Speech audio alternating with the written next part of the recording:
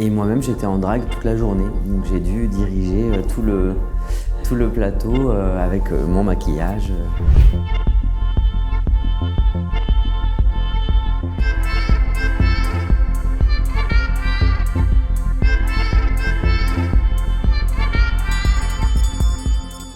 J'ai écrit en collaboration avec Raphaël Desplechin, qui avait coécrit Tournée, donc il connaissait aussi bien le monde du spectacle et de la nuit. Ma source d'inspiration, elle a été clairement le personnage de Cookie, puisque j'ai rencontré Cookie il y a 7 ans dans la scène parisienne. Ça a été la première fois que j'ai vu un show drag et j'ai été vraiment frappé, fasciné par l'énergie, la liberté, la créativité des queens, au point que j'en suis devenu une moi-même. Et donc la source d'inspiration, elle est double, puisque j'ai voulu à la fois raconter ce que moi j'ai ressenti la première fois que j'ai vu un show, et puis parler de ma propre expérience d'artiste drague. Et puis j'ai injecté tout ça dans l'esthétique et le personnage de Cookie m'a laissé emprunter pour le film.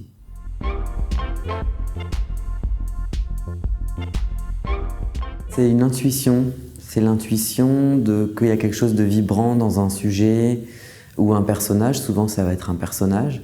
Je me rends compte que, par exemple, 3 nuits par semaine, c'est quand même un portrait de Cookie, même si c'est un portrait imaginaire entre ce que moi je projette d'elle et puis ce que je vois d'elle. Et là, le second long métrage, ça sera un portrait de ma mère. Donc, il y a peut-être aussi l'idée comme ça de rendre hommage à des figures ou des personnes inspirantes pour moi ou auxquelles je suis attachée. Et ça peut partir d'une scène. 3 nuits par semaine, c'est vraiment parti de la scène du déshabillage. La première fois que j'ai vu une queen passer de son personnage à son corps civil, et donc enlever toutes ces peaux pour redevenir un corps réel, ça a ensuite donné lieu à tout un film qui s'est construit autour. Donc il y a comme ça des entrées et ensuite après je prends des notes au quotidien et ça finit par donner un film. Volontiers. Donc Javel est née pour ce court-métrage, m'a plus quitté ensuite.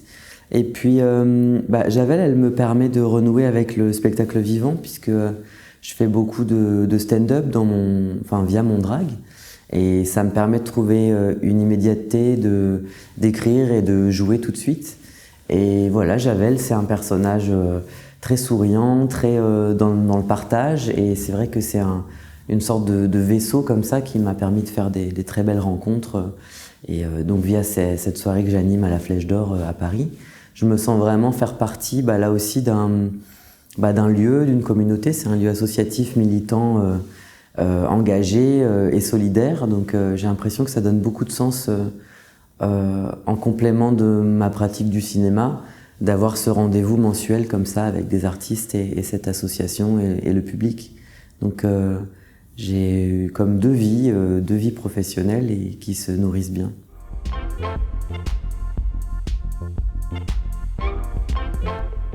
C'était de toute façon très cocasse et joyeux parce qu'il fallait réunir 2 mondes. Il y avait vraiment le monde des queens qui sont de vraies drag queens et puis le monde du cinéma, et il fallait arriver à ce que tout le monde se rencontre et comprenne le vocabulaire et les besoins mutuels. Et il y a eu comme ça de beaux échanges et une porosité, si bien que tous les jours, par exemple sur la feuille de service qui donne le planning de la journée, on avait décidé qu'un ou une technicienne devrait donner son nom de drague.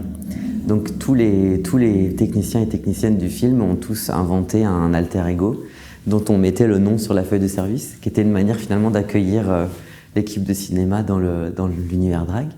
Et puis après, des anecdotes, peut-être je pense au jour où moi je fais un caméo dans le film en tant que drague avec mon alter ego Javel Habibi. C'était le 4e jour de tournage et on tournait ce jour-là la demi-finale, le concours drague, au Conservatoire d'art dramatique de Paris, avec 70 figurants, dont beaucoup de queens. Et moi-même, j'étais en drague toute la journée, donc j'ai dû diriger tout le plateau avec mon maquillage, en attendant de tourner ma scène le soir. Et ça, c'était assez inattendu. Tous les artistes drague qui étaient invités à participer avaient conscience qu'on créait un objet un peu insolite et un peu unique, singulier en tout cas. Et donc c'était très militaire. Enfin, les filles, je dis les filles, mais les artistes drag devaient se lever parfois à 3 heures du matin pour se maquiller eux-mêmes et elles-mêmes avant la journée de travail. Et donc il y avait cette rigueur, cette discipline. Et arrivé au plateau, chacun connaissait son texte au cordeau. Donc ouais, il y avait beaucoup de précision, plus qu'avec certains acteurs non drag, qui au contraire avaient plus envie d'être dans la spontanéité, l'improvisation.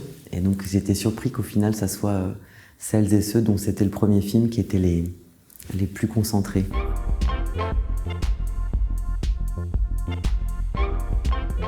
Là, ce qui était passionnant, c'est qu'il y avait 3 types de musique. Il y avait les musiques préexistantes, où là on a pu avoir les droits de Divine, Arthur H, Donna Summer, Juliette Armanet. Donc déjà, je voulais qu'il y ait un univers musical très large de ce côté-là. Et puis après, la collaboration avec Villeneuve et Morando, c'était passionnant parce qu'ils ont composé les musiques de club avant qu'on entre en tournage. Donc tout ce qui était numéros de chorégraphique ou la musique des défilés, ça s'est vraiment construit en préparation avec les artistes sur la musique qu'eux m'avaient livrée à ce moment-là avant le tournage. Et puis après, il y a eu un 3e temps qui a été la composition à l'image pour amener de l'émotion, de la sensualité. Et ça a été encore une autre approche avec des instruments plus, des cordes ou des choses plus aériennes qui ramenaient de l'émotion.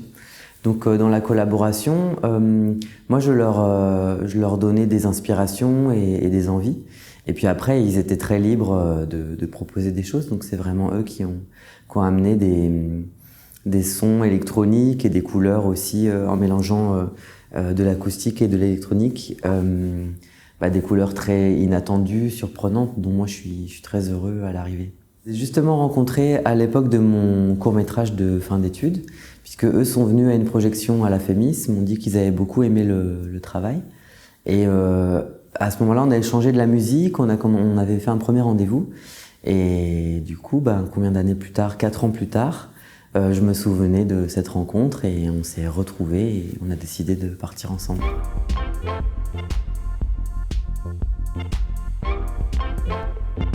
Ça vient juste de commencer, je suis encore jamais venu au MCM. Ah mon Dieu, normalement c'est déjà... Non.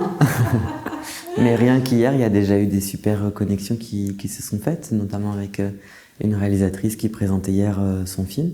Donc je sens beaucoup de chaleur, beaucoup de goût pour la rencontre. Et c'est ce que je cherche en festival, c'est de pouvoir connecter, déjà parler de musique puisque ça me passionne. Donc là déjà les compositeurs et compositrices du jury, je suis ravi d'échanger sur là aussi leur façon de fabriquer la musique à l'image. Et puis plus globalement les rencontres, je sens qu'il y a un goût ici pour que les gens se connectent. Donc je suis plutôt heureux d'en faire partie.